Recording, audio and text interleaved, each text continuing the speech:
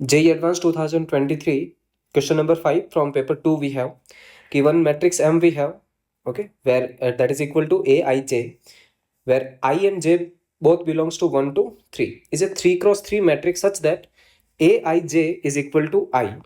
Okay, एक information हमारे पास है कि Aij is equal to I, oh sorry 1. Okay, if J plus 1 है वो आपका डिविजिबल होना चाहिए किससे? I से. J plus 1 is divisible by I. ठीक है, तो हमारे पास जो एलिमेंट्स होंगे कुछ इस तरह से होंगे, A11, A12, A13, A21, A22, A23, A31, A33, sorry A32 and A33. Okay, सो जो फर्स्ट वैल्यू वो आई होती है, सेकंड है वो जे होती है. उसने कहा कि अदरवाइज है वो Aij वो आपका क्या हो जाएगा? 0 हो जाएगा. चलिए, तो यहाँ पे यदि आप चेक करते हो j की वैल्यू क्या है? 1 है, तो 1 plus 1 2, 2 is divisible by 1, which means आपका यहाँ पे आंसर आ जाएगा 1.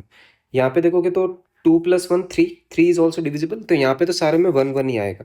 अब इस पे यदि आप चेक करते हो तो 1 plus 1 that is divisible by 2, तो यहाँ पे 1, यहाँ पे आ जाएगा देखो 2 plus 1 3, 3 is not divisible by 2, इस मीन्स आंसर यहाँ पे 0.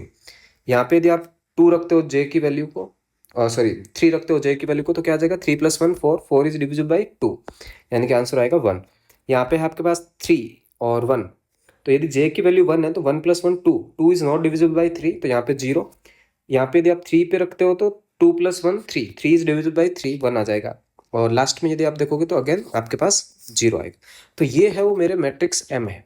ठीक है, अब उन्होंने क्या कहा कि मैट्रिक्स M है वो इन्वर्टेबल है या नहीं है, पहले तो आप वो चेक करो. अब इन्वर्टेबल के आपका कॉन्सेप्ट क्या हो गया कि डिटर्मिनेंट है वो 0 नहीं होना चाहिए, फर्स्ट कंडीशन. तो यदि आप डिटर्मिनेंट चेक करते हो इस मैट्रिक्स का, तो मेरे पास है 1 0 माइनस 1, माइनस ऑफ 1 आप देखोगे तो 0 ही आ रहा है, एंड प्लस ऑफ 1 आप देखोगे तो 1 आ रहा है, तो यहाँ पे -1 + 1 इक्वल टू 0.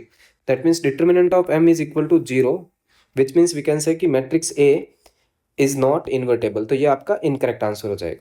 ठीक है, okay, M is not invertible. Okay, चलिए, अब उन्होंने कहा कि there exist a non zero column matrix A1 A2 A3 such that M multiply with A1 A2 A3 वो आपके आ रहा है -A1 -A2 और -A3 के इक्वल. चलिए, और वो नॉन जीरो है. नॉन जीरो का मतलब हो गया A1 A2 और A3 है वो 0 नहीं होने चाहिए तीनों साइमल्टेनियसली. ठीक है ना. चलिए, तो यदि आप चेक करते हो तो M मैट्रिक्स हमारे पास है, ऑप्शन में B चेक कर रहा हूँ यहाँ पे, 1 1 1 1 0 1 0 1 0. इसको आप मल्टीप्लाई करोगे A1 A2 और A3 के साथ, वो इक्वल आ रहा है आपके पास -A1 -A2 -A3 के इक्वल. यदि आप फर्स्ट मल्टीप्लाई करते हो तो क्या आ जाएगा? A1 + A2 + A3 that is equal to -A1. Second यदि आप मल्टीप्लाई कर रहे हो तो A1 + A3 इक्वल टू आ रहा है -A2 के. और थर्ड को यदि आप मल्टीप्लाई कर रहे हो तो A2 की वैल्यू आपके आ रही है -A3 के इक्वल. ओके, चलिए, तो यहां से एक चीज ऑब्जर्व होगी आपको कि A1 + A2 + A3 आपका 0 आ रहा है. ठीक है, तो उस वजह से यदि आप फर्स्ट इक्वेशन पे ऑब्जर्व करते हो तो A1 + A2 + A3 है मेरे पास, यानी कि A1 आपका क्या हो गया? 0 हो गया.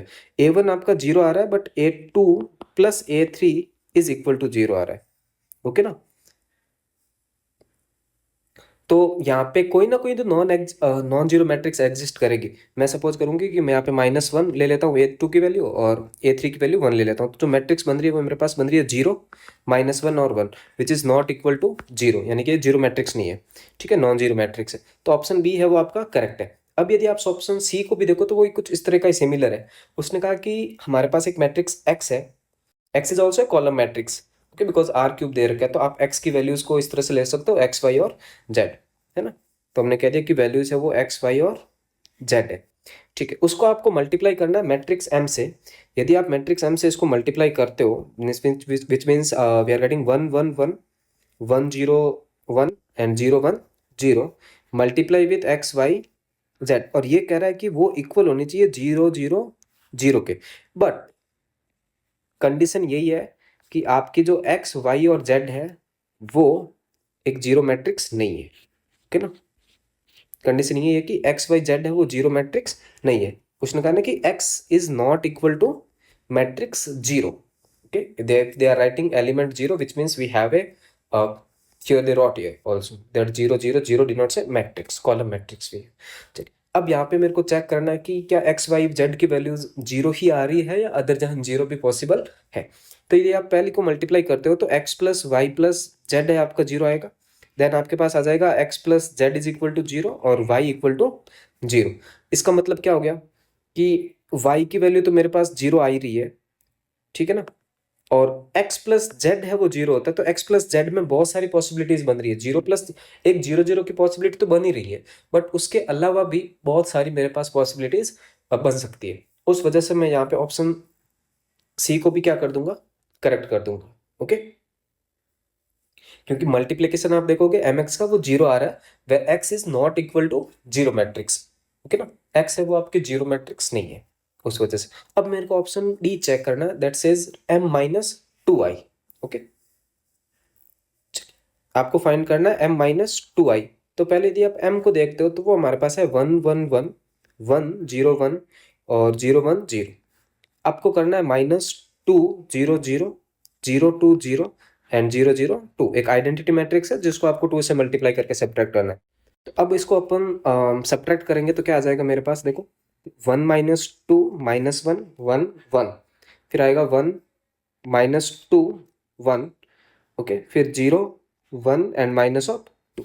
अब इसका आप डिटर्मिनेंट लेते हो तो आएगा माइनस 1 और यहाँ पे आएगा 4 माइनस 1, फिर minus of 1 minus 2 plus of 1 तो आ जाएगा 1। तो ये टोटल आ रहा है माइनस 3। ओके, यहाँ पे plus 2 plus 1 which is equal to 0। So determinant of m minus two I is equal to 0 which implies this matrix is also not invertible. Okay ना, ये मैट्रिक्स भी आपकी इन्वर्टेबल नहीं है। चलिए ऑप्शन में क्या कहा उसने कि ये मैट्रिक्स इन्वर्टेबल होनी चाहिए, नहीं। तो आपका बी और सी है वो इसमें करेक्ट आंसर हो जाएंगे। ओके।